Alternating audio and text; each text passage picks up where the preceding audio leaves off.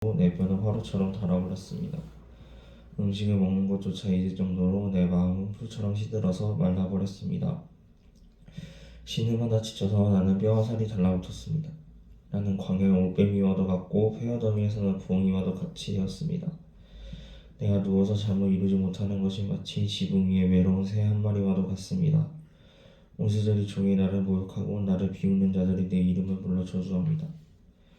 나는 재를 밥처럼 먹고 눈물 섞인 물을 마셨습니다. 주님께서 저주와 진노로 나를 들어서 던지시니 내 사는 날이 기울어지는 그림자 같으며 말라가는 풀과 같습니다. 그러나 주님은 영원히 보좌에서 다스리시며 주님의 이름은 대대로 찬양을 받을 것입니다. 주님 일어나셔서 시온을 긍휼히 여겨주십시오. 때가 왔습니다. 시온의 은혜를 베푸실 때가 왔습니다. 주님의 종들은 시온의 돌들만 모아도 즐겁습니다. 그 티끌에도 정을 느낍니다. 나라가 주님의 이름을 두려워하고 이 땅의 왕들이 주님의 영광을 두려워할 것입니다. 주님께서 시온을 다시 세우시고 그 영광 가운데 나타나실 것이기 때문입니다. 헐벗은 사람의 기도를 들으시며 그들의 기도를 업신여기지 않을 것입니다. 다음 세대가 읽도록 주님께서 하신 일을 기록하여라. 아직 창조되지 않은 백성이 그것을 읽고 주님을 찬양하도록 하여라. 주님께서 성소 높은 곳에서 굽어보시고 하늘에서 땅을 살펴보셨다. 갇힌 사람들의 신음소리를 들으시고 죽게 된 사람들을 풀어 놓아주셨다. 시온에서 주님의 이름이 널리 퍼지고 예루살렘에서 주님께 드리는 찬양이 울려 퍼질 때에 백성이 다 모이고 나라가 함께 주님을 섬길 것이다. 나는 아직 한참 되는데 기력이 쇠하여지다니 주님께서 나의 목숨 거두시려나.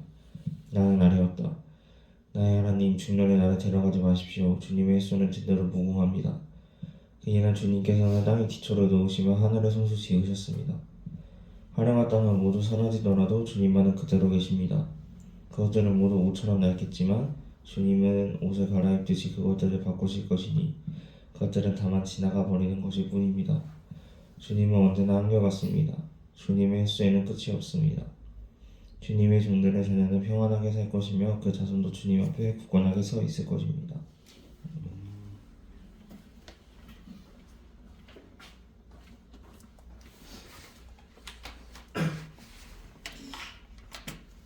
오늘은 봄날 같지요? 이제 봄이 오겠지요? 한두 번 더 추위가 있겠지만 어김없이 하나님께서 봄을 내려주실 것입니다. 오늘 시편 102편인데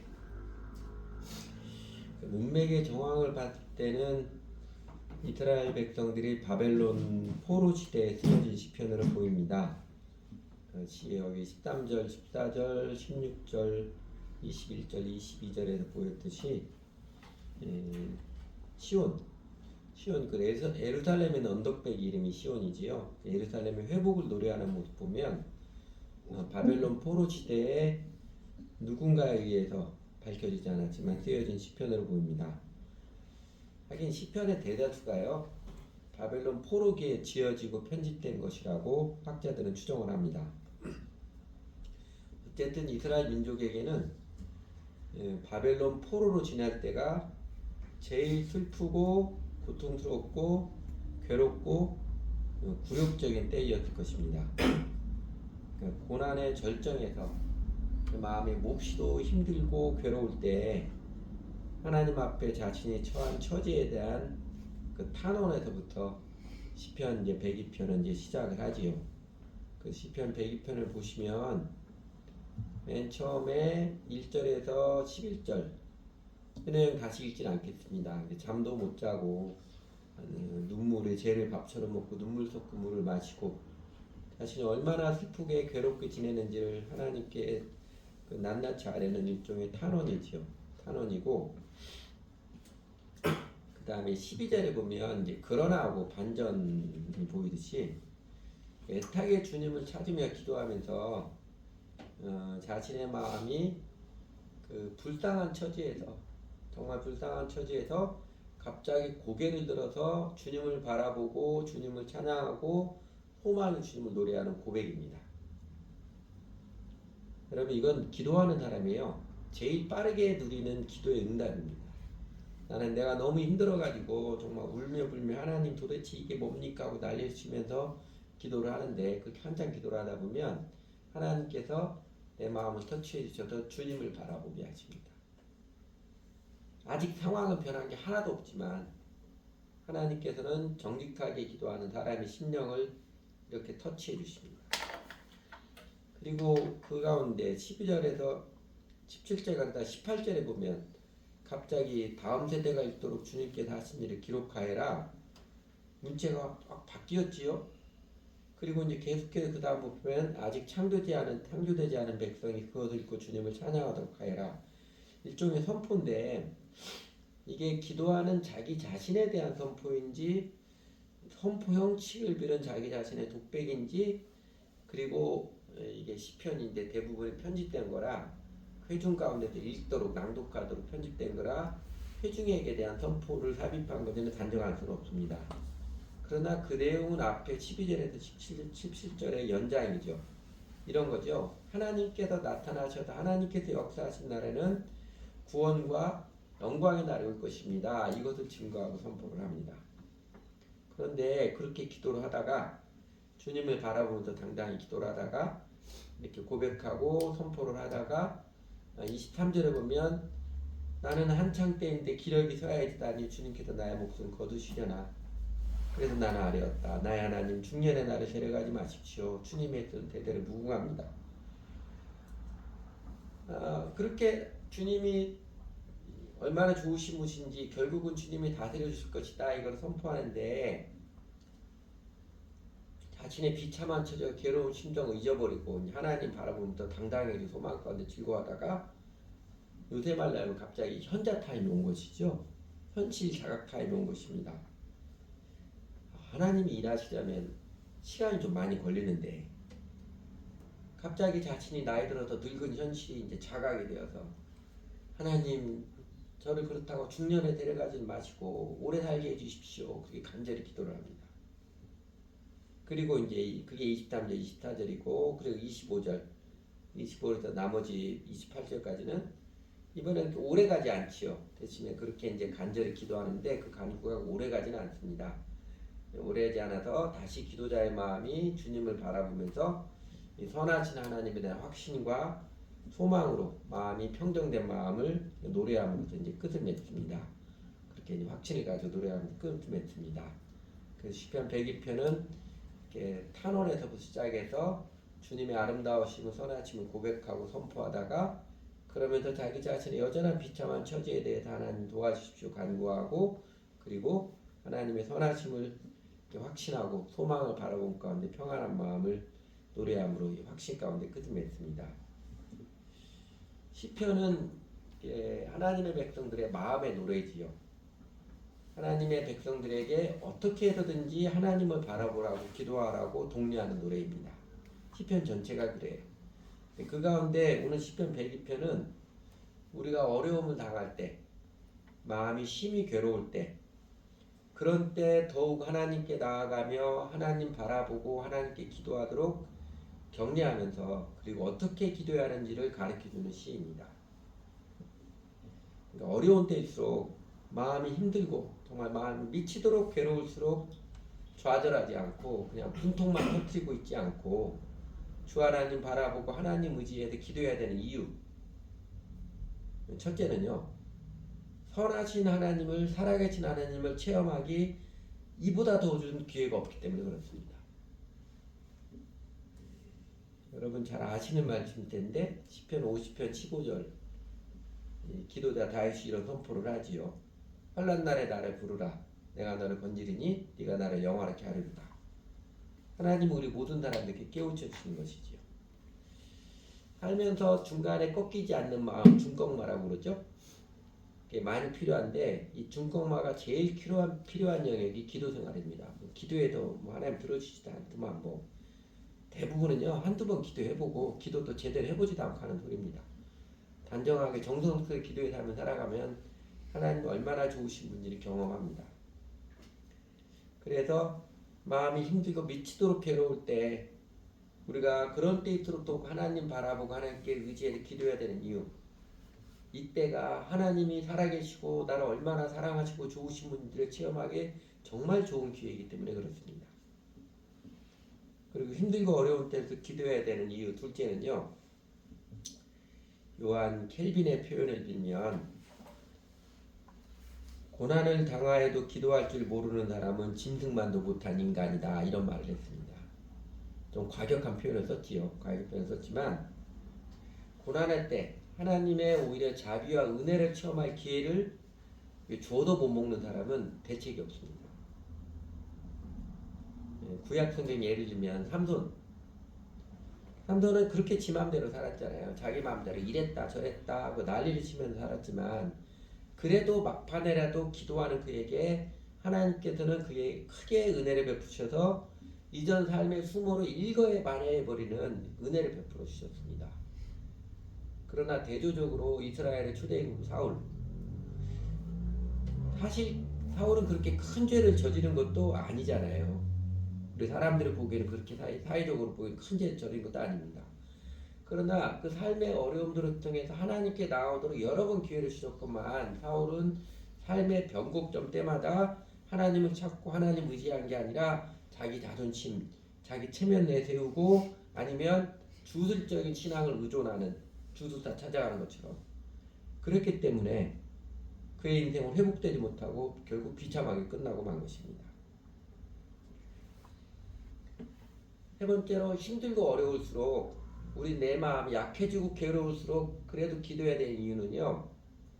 오늘 시편 102편이 보여주듯이 하나님께서는 그 거친 풍랑을 잔잔케 하듯이 고통이 내 심령 뼛속까지 파고들며 요동칠지라도 하나님께서는 거친 풍랑을 잔잔케 하듯이 기도하는 자녀들의 심령을 하나님의 선하심과 아름다움과 다스리심을 바라보게 하셔서 그 심령은 결국 평안의 소망과 담대한 믿음으로 인도해 주시기 때문에 그렇습니다.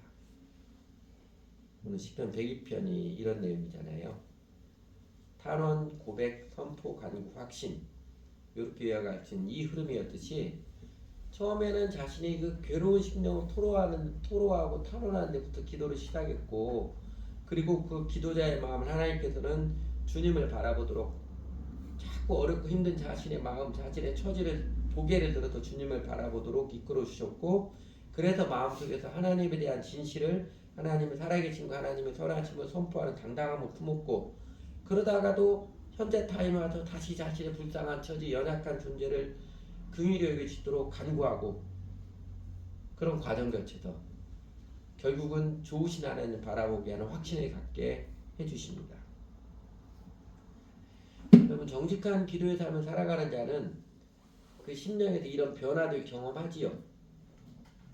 사람인지라 예수를 주님 믿고 따라 사람인지라 우리 마음은 흐름을 타는 감정은 변덕을 부르는 게 자연스럽습니다. 그러나 마음의 생각, 감정이 아주 위아래로 파도 타고 하지만 기도자의 마음은요 그 흔들리는 과정들을 거쳐가면서 결국은 하나님이 터치해 주셔서 평안과 담대함의 믿음과 소망 가운데로 인도받는 은혜를 입습니다. 이게 좀 천박하게 표현하면 이게 기도의 맛이라고 할 수 있습니다. 이게 기도의 맛이죠. 앞에서도 잠깐 언급했듯이 아직 상황을 한 개도 변하는 게 없지만 그러나 진실한 기도를 드리는 자에게마다 하나님께서는 그 마음을 어루만져 주셔서 위로하시며 치유하시며 강건하게 붙들어 주시고 세워주십니다. 우리도 잘 아는 말씀, 거의 우리 교회 식구들 대부분 잘 외우고 있는 말씀 빌립보서 4장 6절 기도에 대한 이 약속이 이 은혜에 대해서 확실하게 가르쳐 주셨잖아요. 아무것도 염려하지 말고 다만 모든 일에 기도와 간구로 너희 구할 것을 감사함으로 하나님께 아뢰라. 그래야면 모든 지각에 뛰어난 하나님의 평강이 그리스도 예수 안에서 너희 마음과 생각을 지키시리라. 모든 지각, 모든 생각이죠. 기도의 삶을 살아가는 자가 제일 빨리, 제일 확실하게 누리는 복 은총이에요. 기도하며 살면서 내 심령, 마음을 평안과 담대함을 이끌어준 성령님의 은혜의 손길입니다. 여러분 이렇게 착각하지 마십시오. 최근에 이제 저에게 성경 공부하고 신앙을 배우는 한 형제가 있습니다. 교회 생활을 오래 했는데 신앙생활 제대로 배운 적이 없어요. 그래서 이제 그 소개에 알게 된 여자친구 통해서 이제 저랑 성경 공부를 하는데, 여자친구가 뭐 개인 기도도 없고 일요일에 교회 한번 다니까 기도를 해보라고 기도를 가르쳐 줬어요.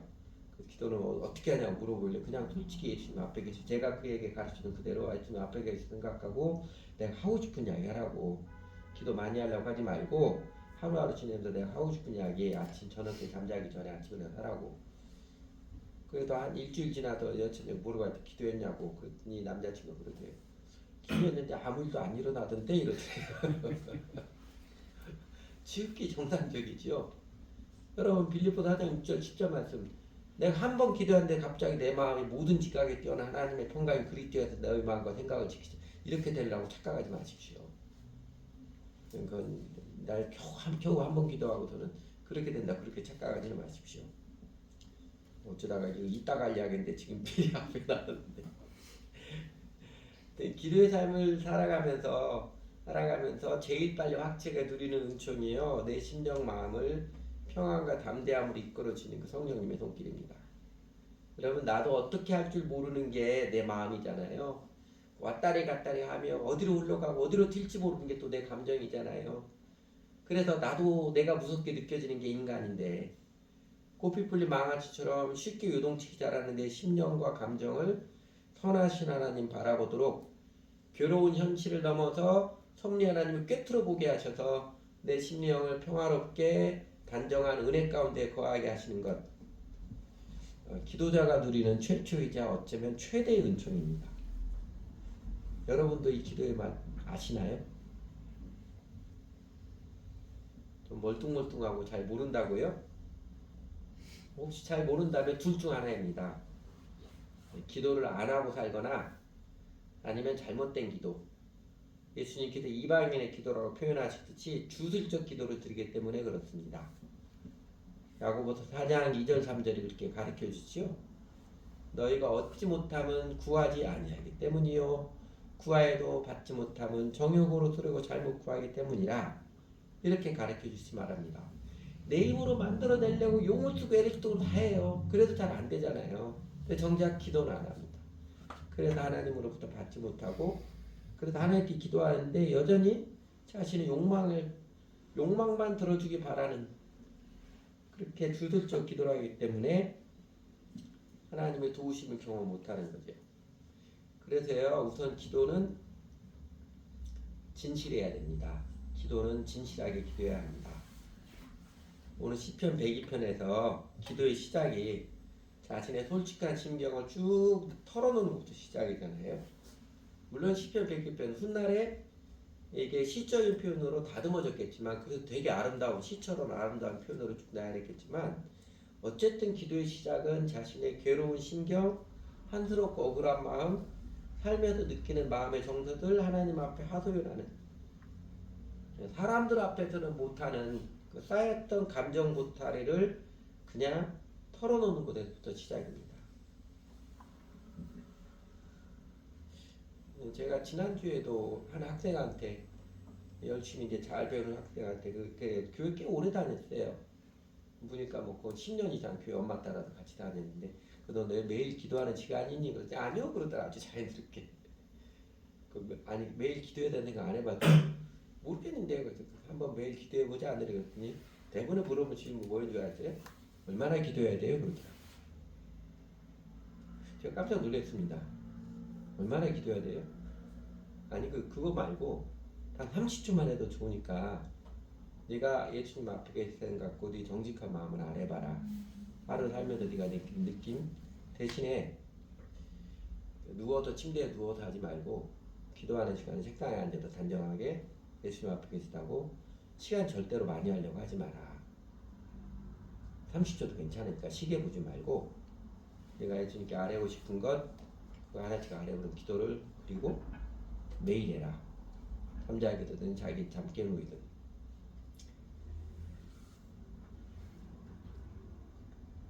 얼마나 기도해야 돼요? 이렇게 물어보는 게 교회 문화에서는 예수님이 가르침과는 정반대로 기도 시간 많이 하면 좋은 것처럼 생각하는 그런 의식이 좀 깔려 있는 것 같아요.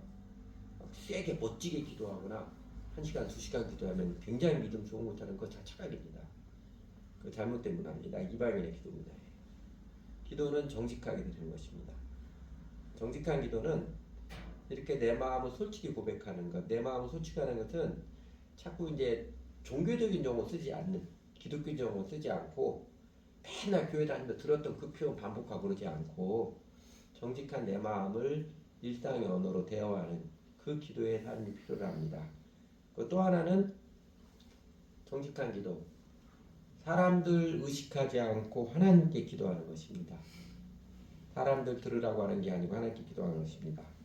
여러분, 예수님의 가르침의 백미, 산상수훈에서 기도를 가르쳐 주시면서 사람에게 보이라고 위선적인 기도 따위는 절대로 하지 말라고 가르쳐 주셨잖아요. 진실하지 못한 기도는요, 되레 기도의 은혜를 가로막는 악입니다. 개인 골방에서 기도하면 그렇게 사람들이 의식하나, 사람들 들으라거나, 사람들 내 기도 어떻게 생각할까 이런 거 의식 안 하고 그런 일 없으니까, 그래서 예수님께서 기도는 우선 개인 골방에서부터 배우라, 개인 기도부터 배우라고 가르쳐 주신 것입니다. 근데 사람들이 개인 기도를 안 하더라고요. 하물며 기도를 빙자해서 다른 사람들 들으라고 이게 목사들이 많이 그러는데, 기도하는데 다른 사람들 가르치듯이 설교하듯이 하는 기도는 제일 못된 기도입니다. 하나님께 기도하는데 하나님 들고 하나님께 기도하는데 왜 하나님께 설교를 합니까 우리가? 이건 아니잖아요. 오늘 시편 102편 중간에 18절부터 아까 약간 선포하는 부분이 나오는데, 이 부분이요, 기도하다 말고 다른 사람들 들으라고 다른 사람 향하지 이렇게 선포해도 된다고 가르쳐 주는 것은 아닙니다. 아까도 말씀드린 것처럼 시편은 회중 가운데 낭독되도록, 그래서 기도의 삶을 배우라고 다듬어지고 편집된 게 많고, 시편 102편도 마찬가지입니다. 우리가 평범하지만 그러나 매우 중요한 진리가요, 기도는 하나님께 드리는 것이 사람들 들으라고 하는 것 아닙니다. 요새 우리 교회 교인들 교인이 적어져 가지고 예배기도 봉헌기도 하는 수가 빨리 돌아오는 게 이게 축복이지요? 아닌가요? 힘든 건가요? 제가 여러분들에게 기도문 미리 써오라고 권하는 이유, 우리는요 살아오면서, 세상에서 살아오면서 사람 의식하는 자연스럽게 많이 배워서 그냥 하면 사람들 의식이 자연스럽게 흘러나오기 때문에 그렇습니다. 사람들이 내 기도하는 거 어떻게 생각할까? 하나님 들으시라고 하는 게 아니고요, 사람들이 들으라고 하는 게 자연스럽게 우리들에게 흘러나오고 있습니다. 그래서 대표 기도문 쓰면서 여러분 거듭거듭 확인하면서 하는 훈련, 연습이 필요한 이거예요. 내가 지금 이 기도문이 우리 교인들의 마음을 대표해서 하나님께 드리는 기도인지, 사람들이 하고 싶은 말의 기도 형식을 빙자해서 하는 것인지 스스로 확인해 봐야 합니다. 그거 검증을 해야 돼요. 여러분, 대표 기도문 준비하는 거 쓰는 게 힘드나요? 즐거운가요? 힘들어요? 힘든 이유는요, 개인 기도의 삶이 없으면 힘들어집니다. 개인 기도 삶이 없으니까 대표 기도하는 거 힘들어요. 그리고 단정히 대표 기도문 쓰는 수고로움도 들이지 못하면은요, 삶이 분주한, 살아가는 게 그냥 정신없이 밀려다니는, 마음의 정신을 밀려다니는 안타까운 사람이지요. 아니면 혹은 뭐든 대충 하려고 하는, 익숙하고 쉽고 간단한 것만 그냥 대충 하려고 하는 껍데기 생각하기 때문에 그렇습니다. 그러니까 세상 사람들이 아무 생각 안 하는 데는 그냥 유튜브만 보고 있는 것이죠. 시간만 났다 하면 유튜브만 보고 그렇게 다른 것이지요. 그래서 사실 대표 기도문 여러분 준비하는 게 하나님 주신 좋은 축복의 기회입니다. 그 짧은 시간 우리 교회 식구들을 대신 대표해가지고 하나님께 기도의 마음들을 정리해서 기도하는 그 시간을 갖는 것, 그런 시간을 통해서 큐티도 마찬가지고요. 단정하게 큐티 기도하는 그 시간을 통해서 내 심령에서부터 이렇게 해서 내 삶 전체를 하나님 은혜 가운데 단정하고 강건하게 세워줘가는 은혜를 일으킵니다. 여러분 대표기도 자주 하는 기회의 축복을 놓치지 마시기 바랍니다. 나중에 교인들 많아지면은요, 몇 달에 한 번씩 하면 그것도 아쉬울 거예요. 그리고 단정히 대표기도문 쓰는 연습, 미리 쓰여서 준비하는 연습하시기 바랍니다. 사실 삶을 살아가는 게 회사일도 그렇고 직장일도 그렇고 다 미리 준비하는 연습 습관들인 게 굉장히 중요하잖아요. 뭐든 즉흥적으로 하려고 하면 그 심령은 피곤할 수밖에 없어요. 그 답답합니다. 쫓기는 삶이 난 답답하죠.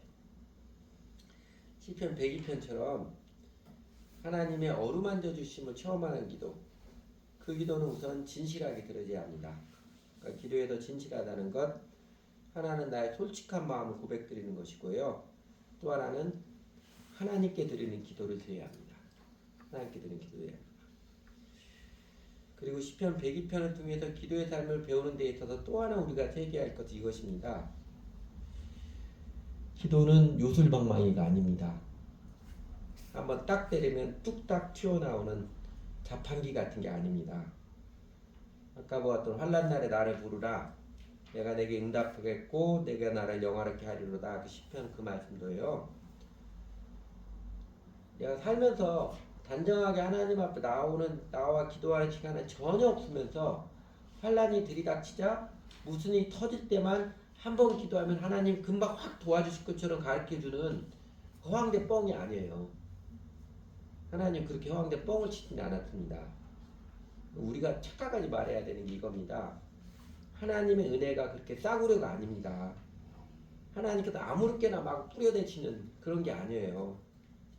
여러분 하나님이 지금 얼마나 소중한 것이고 고귀한 것인지 예수님이 눈에 가르쳐 주셨잖아요.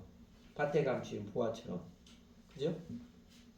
모든 재산을 다 팔아도 아깝지 않은 그만큼 가치 있는 것인데 그렇게 가치 있는데 그렇게 고귀한 가치가 있는 것인데 자기 힘들 때만 믿는 척하면서 기도한다고 하는 자기 생각해 못하는 얄팍한 인간, 속보이는 인간의 기도를 들어주시겠습니까? 우리 환난 날에 나를 부르라 이 말씀은요. 내 삶의 고난, 어려움은 닥칠 때는 그거를 계기로 삼아서 이제는 기도의 삶을 살아라. 요건 거지요. 어려움을 그 계기를 삼아서 이제는 기도의 삶을 살아라. 하나님 똑바로 믿고 살아라. 그 가르침입니다. 사실 죄인된 오만한 인간은 고난이 없으면 하나님을 잘 안 찾잖아요. 안 찾습니다. 그래서 창세기 4장 20절에 보면 아담의 세 번째 아들이 셋이잖아요. 삿도 아들을 낳고 아이 이름을 에노스라 했다. 그때 비로소 사람들이 주님의 이름 불러 예배하기 시작하였다. 그 말처럼 에노스라는 이름의 뜻이 연약하다는 뜻입니다. 사람은 이 셋째 아들, 아담의 셋째 아들, 세세 아들 에노스 때 비로소 하나님을 이름을 불러서 예배하기 시작했다. 하나님을 찾았다고 하듯이요. 하나님께서 인간에게 고난, 어려움을 통해서 연약함을 체험케 하시면 비로소 하나님을 찾고 하나님께 기도하고 하나님께 제대로 예배드려서 하나님의 은총을 누리며 사는 사람답게 살라시는 뜻입니다. 그냥 내 마음대로 온갖 오만스러운 진상, 변덕스러운 모습, 짐승처럼 살지 않도록 하나님의 형상을 입은 존재로서 그 영광을 회복하며 살도록 날마다 기도하며 사는 아름다운 사람을 살도록 사람답게 살도록 하나님께서는 때때로 우리 삶에 고난을 허락하시고 때때로 우리 심령을 괴로움에 처하게 하십니다. 오늘 시편 102편 설교 주제를 괴로울 때 주님의 얼굴 보라. 흘러간 옛 복음성가인데 70년대 유행했던 흘러간 옛 복음성가의 제목을 갖다 붙였는데 여러분 주님 바라보는 게 뭔가요? 노래 한번 하면 기도 한번 하면 되는 줄 착각하지 마시기 바랍니다. 일요일날 예배 한번 드리면 되는 것처럼 착각하지 마시기 바라요. 맨날 살면서 돈 생각 내 생각하고 살면서 괴로움이 닥치면 하나님 왜 이렇게 나에게 고난을 하나님께 따지듯이 항변하는 그런 모습으로 살지 마시기 바랍니다. 주님을 바라본다는 그 시적인 표현이잖아요. 실체는 하나님과 바른 관계를 맺고 주 하나님 온전히 의지하여서 주님과 단정히 교제하고 동행하는 살라는 뜻입니다. 예수님 바르게 삶이라는 뜻이에요. 일주일에 한두 번 교회 나와서 예배 때 찬양하고 그 시간에 막 길을 써서 용을 써가지고 주님 바라보는 척 쇼하지 말고 종교의식으로 땜빵하지 말고 예수님을 나의 주님으로 명확히 관계를 맺고 내 온 삶이 주님 예수님을 따르는 삶을 살아가라는 그 뜻입니다. 내 온 삶이 주 예수님의 뜻을 배우고 따르는 그 삶을 살아가라는 뜻입니다. 삶의 고난, 마음의 괴로움을 계기로 삼아서 하나님을 바르게 믿고 따르는 예배의 삶, 그 기도자의 삶을 세워가십시오. 사실은 모든 시편이 동의하는 메시지가 이것입니다. 어쩌다 한번 기도하라는 게 아니고요. 기도자로서 예수를 주님으로 바르게 믿고 이제는 기도하는 삶을 살아가십시오. 그 메시지 전하는 것입니다. 그래야 하나님의 살아계신 하나님의 생명과 능력과 은총을 체험하면서 살아가거든요. 아침 저녁 한가한 시간에 그냥 게임하거나 유튜브 보거나 드라마 보면서 정작 기도는 팝콘마냥 가볍게 전철 타고 가다가 생각나면 한 번 또 생각하고 운전하다가 생각하면 그냥 잠깐 생각에 그치고만은 그렇게 천박하게 살지는 마십시오. 그러면서 하나님이 내 기도는 안 들어주신다고 왜 내 삶이 이렇게 어려움이 없어지지 않냐고 그렇게 잘못된 생각에 빠져있지 마십시오. 날마다 아침이든 저녁이든 단정히 주님 앞에 나와 앉아서 내 입술을 열어서 기도하는 시간을 세우시기 바랍니다. 값을 지불하며 세우시기 바랍니다. 교회 가족들과 함께 드는 예배, 또 교회 기도, 교회 생활 정성 들여 참여하고 그리고 여러분 예배 찬양 드릴 때 찬양 가사를 묵상하면서 고백하면서 찬양을 드려보십시오. 다를 거예요. 그냥 아무 생각 없이 노래 따라하는 그게 아니고요. 찬양 가사를 묵상하면 고백을 찬양을 드려보십시오. 이렇게 주님과 개인적으로 교제하는 시간, 교회 가족들과 함께 주님 앞에 나오는 시간, 이것부터 단정하게 확실하게 들어가야 됩니다. 이거 없이 어려움이 닥칠 때만 주님 바라봐야지 아무리 슈로 치고 슈로 난리를 쳐도요 하나님 거들떠 보지도 않으십니다. 내가 속을 줄 아냐? 이게 제가 좀 천박하게 표현해서 하나님한테 혼날지 모르겠지만 하나님 아마 그러실 것 같아요. 제 삶에서는 그랬어요.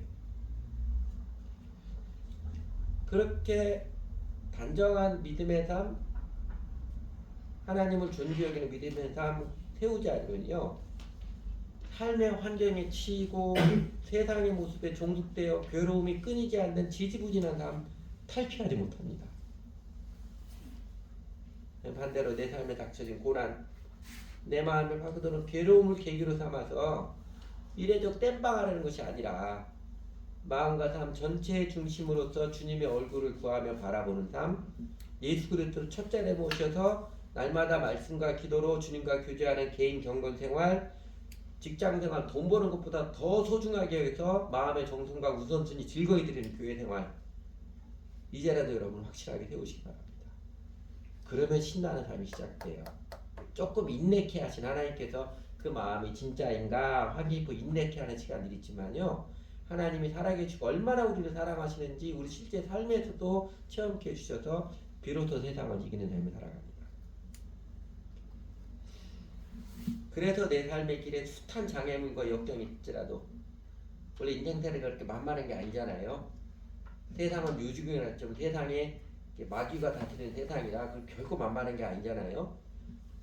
그럴지라도 그것들 때문에 괴로움에 시달리지 않고 도리어 세상이 주는 괴로움을 넉넉히 이기게 하시는 승리의 감격, 은총의 능력을 경험하면서 시편 102편의 노래처럼 이제는 어떤 기가 막힌 상황에서도 주님께서 내 심령을 평안과 담대함으로 노래하게 하시며 믿음의 담대함과 소망의 즐거움 가운데 살게 하시는 그 생명의 은총을 실제로 체험하며 누리며 살아가게 됩니다.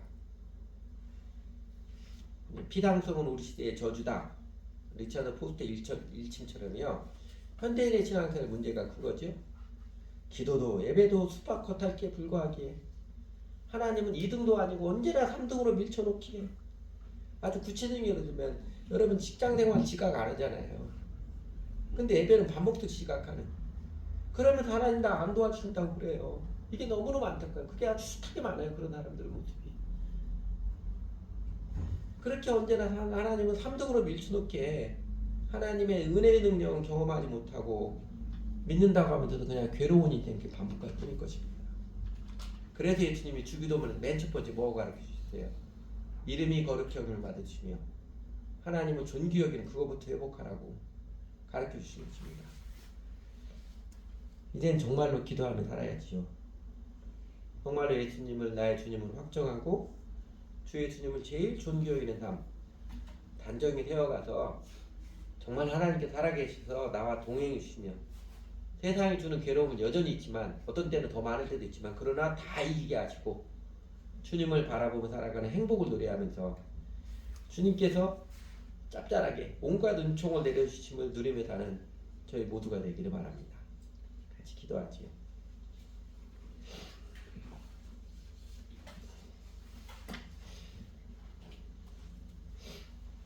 하나님, 저희들에게 앞선 믿음의 사람들의 기도, 사랑의 고백, 시편을 남겨주어서 저희도 하나님 의지하고 사는 믿음의 마음, 믿음의 기도를 배우고 익히게 해주셔서 감사드립니다.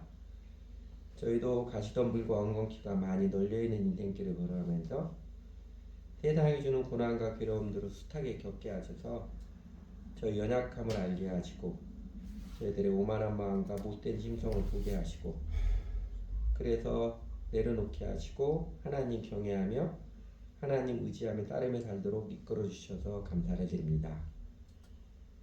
세상이 주는 각박함에 살을 내이며 살아갈 때 저희 자신들의 참 초라하고 못된 심본들을 대할 때 어이로 낙심하거나 체념하거나 또 스스로 분통 터지면서 진상 부리며 살지 않도록 그리고 저희가 슬픔과 분노 가운데 죽어가지 않도록 우리 주님께서 시편을 통해서 기도의 삶으로 인도해 주시고 또 오히려 역경과 괴로운 날들을 통해서 하나님의 은혜와 능력을 체험하도록 여러 가지 은총과 자비의 손길로 주 하나님 바라보는 삶으로 인도해 주시는 그 손길을 신실하게 내려주셔서 감사를 드립니다. 하나님, 주님께서는 그렇게 자비와 은혜의 손길을 신실하게 베풀어 주시는데 저희가 종종 짐승만도 못한 인간처럼 되어버리는 모습들을 용서해 주십시오.